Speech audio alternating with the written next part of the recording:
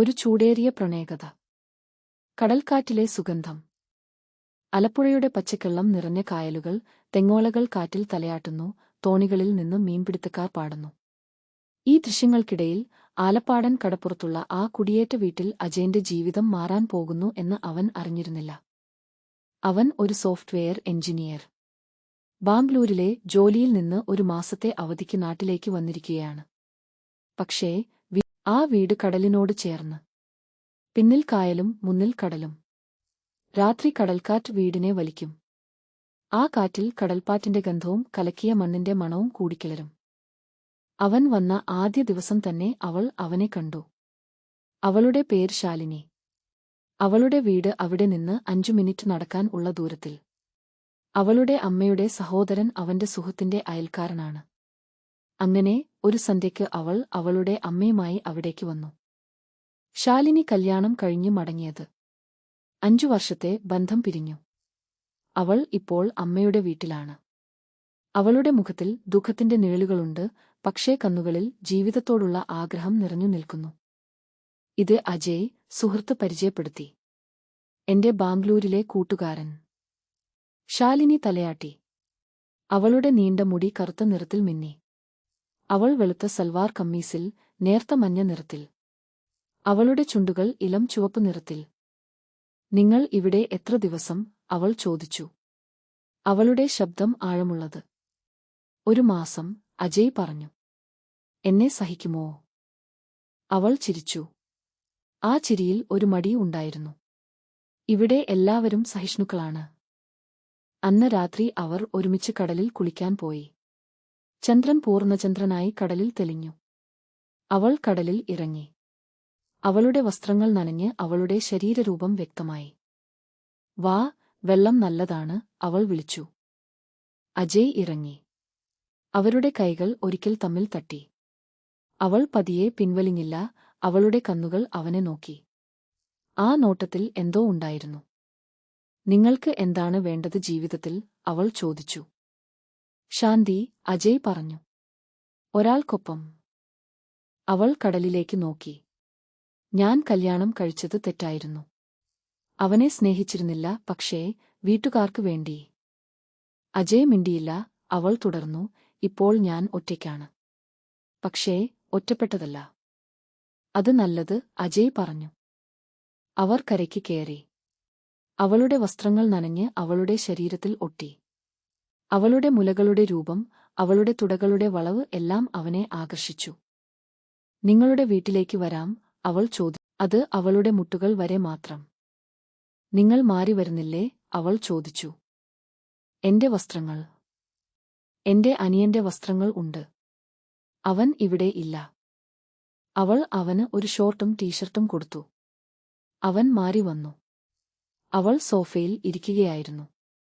അവളുടെ തുടകൾ മടക്കിവെച്ചിരിക്കുന്നു, പക്ഷേ അവളുടെ തുടകളുടെ മുകൾ ഭാഗം കാണാം.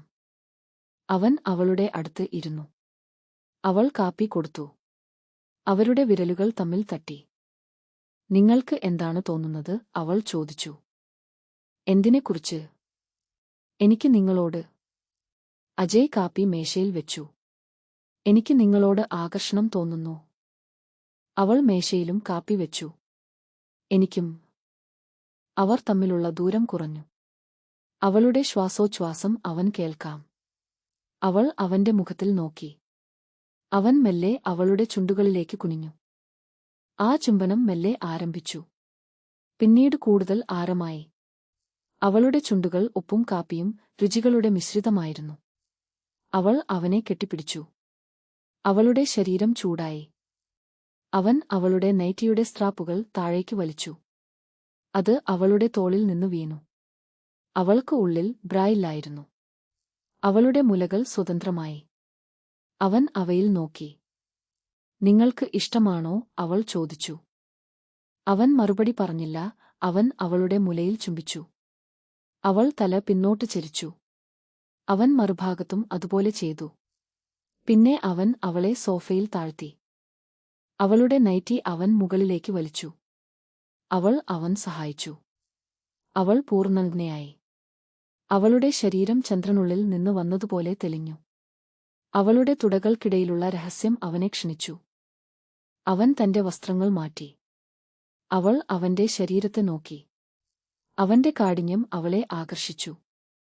വാ, അവൾ കൈകൾ വിടർത്തി പറഞ്ഞു. അവൻ അവളുടെ മുകളിലേക്ക് വന്നു. അവൻ അവളുടെ ചുണ്ടുകളിൽ വീണ്ടും ചുംബിച്ചു. ഇക്കുറി കൂടുതൽ തീവ്രമായി. അവളുടെ നാവ് അവന്റെ വായ്ക്കകത്ത് കയറി. അവൾ അവനെ ചുഴിഞ്ഞു. അവൻ താഴേക്ക് നീങ്ങി. അവളുടെ കഴുത്തിൽ ചുംബനങ്ങൾ പതിച്ചു. അവൾ പിറുപിറുത്തു. അവൻ അവളുടെ മുലകളിൽ എത്തി. അവൻ ഒരു മുലയിൽ ചുംബിച്ചു, മറുഭാഗം കൈകൊണ്ട് തടവി. അവൾ അല്പം ഉയർന്നു. അത് നല്ലതാണ്, അവൾ പറഞ്ഞു. അവൻ താഴേക്ക് നീങ്ങി. അവളുടെ വേരിൽ, അവളുടെ നാഭിയിൽ, അവളുടെ തുടകളിൽ എല്ലായിടത്തും അവൻ ചുംബിച്ചു. അവൾ കാലുകൾ വിടർത്തി. അവൾ അവനെ ക്ഷണിച്ചു. അവൻ അവളുടെ രഹസ്യഭാഗത്തിൽ എത്തി. ഇനി വരുന്നു, അവൾ പറഞ്ഞു. അവൾ സുഖകൊടുമുടിയിൽ എത്തിയപ്പോൾ അവളുടെ ശരീരം വിറച്ചു. അവൾ അലറി. അവൻ അവളുടെ രുചി ആസ്വദിച്ചു. അവൾ തളർന്നടിച്ചു. അവൻ മുകളിലേക്ക് വന്നു. അവൻ അവളുടെ കണ്ണുകളിലേക്ക് നോക്കി. പിന്നെ മെല്ലെ അവൻ അവളുടെ ഉള്ളിലേക്ക് പ്രവേശിച്ചു. അവൾ ഒരു നീണ്ട നെടുവീർപ്പ് വിട്ടു. അവരുടെ ശരീരങ്ങൾ ഒന്നായി. അവൻ മെല്ലെ തുടങ്ങി. അവൾ അവന്റെ പുറത്ത് നഖങ്ങൾ കൊണ്ട് അമർത്തി. അവളുടെ മുലകൾ അവന്റെ മാറോട് ചേർന്നു. കൂടുതൽ ആഴത്തിൽ, അവൾ പറഞ്ഞു. അവൻ അവളുടെ കാലുകൾ തന്റെ തോളിൽ വെച്ച് കൂടുതൽ ആഴത്തിൽ പ്രവേശിച്ചു. അവൾ അലറി. അവൻ അവളെ കടന്നാക്രമിച്ചു. അവൾ അല്പം വേദനയോടെ പിറുപിറുത്തു, പക്ഷേ സുഖം കൂടുതലായിരുന്നു. അവൻ അവളുടെ ചുണ്ടുകൾ കടിച്ചു. അവൾ അവന്റെ ചുണ്ടുകൾ കടിച്ചു. അവരുടെ രക്തം കലർന്നു. അത് അവരെ കൂടുതൽ ഉത്തേജിപ്പിച്ചു. അവൻ അവളെ പലതരത്തിൽ സുഖിപ്പിച്ചു. അവൾ മുകളിൽ വന്ന് അവനെ നിയന്ത്രിച്ചു. അവളുടെ തുടകൾ അവന്റെ ഇടുക്കിൽ വെച്ച് അവൾ മുകളിലും താഴെയും ചലിച്ചു. അവളുടെ മുലകൾ കുലുങ്ങി. അവൻ അവയിൽ കൈവച്ച് അവയെ തടവി. അവൾ വേഗം കൂട്ടി. അവളുടെ മുഖത്ത് സമർപ്പണത്തിന്റെ ഭാവം. അവൾ അവനുവേണ്ടി മാത്രം നൃത്തം ചെയ്തു. അവൻ അവളുടെ സ്പർശനത്തിൽ തീർന്നു. അവൾ താഴേക്ക് വീണ് അവനെ ചുംബിച്ചു. അവൻ അവളെ പിന്നിലേക്ക് തിരിച്ചു. അവൾ സോഫയുടെ അരികിൽ മുട്ടുകുത്തി നിന്നു. അവൻ അവളുടെ പുറകിൽ നിന്ന് പ്രവേശിച്ചു. അവൾ ശബ്ദമുണ്ടാക്കി. അവൾക്ക് സഹിക്കാനാവാത്ത സുഖം. അവൻ അവളുടെ മുലകളിൽ പിടിച്ച് അവളെ തന്റെ നിയന്ത്രണത്തിൽ വെച്ചു. അവൾ തലയാട്ടി. അവരുടെ ശരീരങ്ങൾ തമ്മിലുള്ള തട്ടൽ ശബ്ദമുണ്ടാക്കി. അവർ ഒരുമിച്ച് സുഖകൊടുമുടിയിൽ എത്തി. അവരുടെ ശരീരങ്ങൾ ഒരേപോലെ വിറച്ചു. അവൻ അവളുടെ ഉള്ളിൽ തന്റെ സ്നേഹം പകർന്നു. അവർ സോഫയിൽ പരസ്പരം ആശ്രയിച്ചു കിടന്നു. അവളുടെ കൈ അവന്റെ നെഞ്ചിൽ വെച്ചു. അവൻ അവളുടെ മുടിയിൽ ചുംബിച്ചു. ഇത് എന്റെ ജീവിതത്തിലെ ഏറ്റവും നല്ല രാത്രി, ശാലിനി പറഞ്ഞു. എനിക്കും, അജയ് പറഞ്ഞു. അവൾ അവനെ നോക്കി. നമുക്ക് ഇങ്ങനെ എപ്പോഴും ഇരിക്കാൻ കഴിയുമോ? എന്റെ അവധിക്കാലം വരെ, അജയ് പറഞ്ഞു. പിന്നെ നോക്കാം. അവൾ എഴുന്നേറ്റ് അവന് വെള്ളം കൊടുത്തു. അവൾ കുനിയുമ്പോൾ അവളുടെ മുലകൾ അവൻ കാണാം. അവൾ ചിരിച്ചു. നിങ്ങൾക്ക് തീരുന്നില്ലല്ലോ.